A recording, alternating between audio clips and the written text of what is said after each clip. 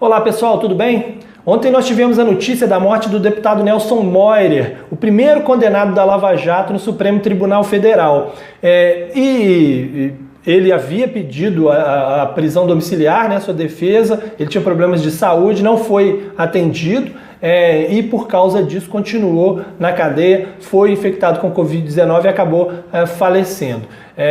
Essa situação, obviamente, do Moirer não é única, acontece muitos casos assim pelo Brasil, né? Aqui em Minas Gerais a gente tem um exemplo de um caso de um jovem que foi preso com 10 gramas de maconha, acabou preso, não teve o pedido de liberdade aceito, também foi infectado com Covid-19 e acabou falecendo na cadeia. E esse tipo de situação nos faz refletir um pouco sobre essa sanha do punitivismo aí, que a gente muitas vezes é radical nessa postura, né? Na semana passada, por exemplo, quando teve o pedido de prisão domiciliar do Fabrício Queiroz aceito, nós todos, né, a maior parte da sociedade, criticamos muito a decisão do presidente do Superior Tribunal de Justiça, principalmente porque também, neste caso, ela foi extensiva à esposa do Queiroz que estava foragida, né? Essa parte, sim,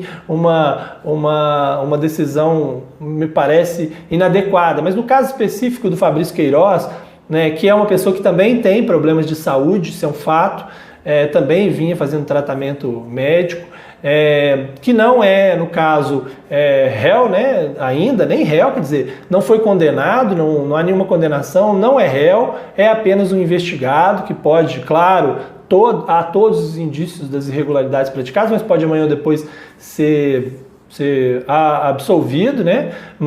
E a gente fica nessa pressão para que ele seja colocado atrás das grades e fica atrás das grades, né? Muito porque a justiça é muito lenta, demora muito a resolver as coisas, então as pessoas ficam indignadas e quando surge uma decisão como essa, dando a ele o direito de prisão domiciliar, as pessoas se revoltam, principalmente o que acontece com uns e não acontece com outros. Mas o correto nesse caso, se a gente for levar em consideração toda a questão da legislação brasileira, que a gente tem que cumprir a legislação, inclusive aquelas que versam sobre direitos humanos, é de que numa situação como essa é muito razoável que o preso seja colocado em prisão domiciliar. A grande questão é o seguinte, é preciso, claro, fiscalização, a questão da tornozeleira eletrônica, o monitoramento constante para que o preso, neste caso, não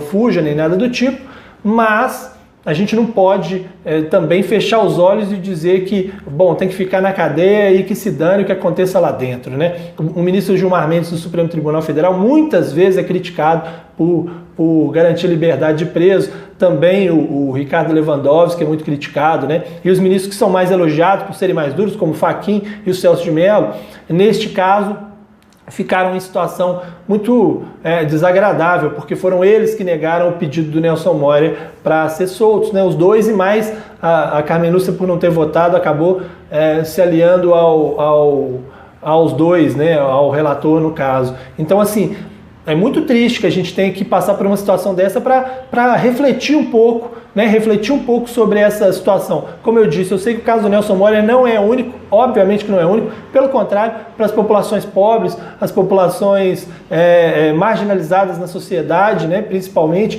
isso é constante, é normal, as pessoas ficam presas longos períodos sem julgamento, sem condenação ou absolvição e sem direito à defesa, mas quando acontece com alguém conhecido, famoso, e no caso, né, rico, essa situação ganha mais atenção e nos obriga a refletir ainda mais sobre essa situação com os olhos nessas pessoas menos favorecidas que também nunca são beneficiados com esse tipo de coisa, né, gente? Um abraço para vocês e até mais.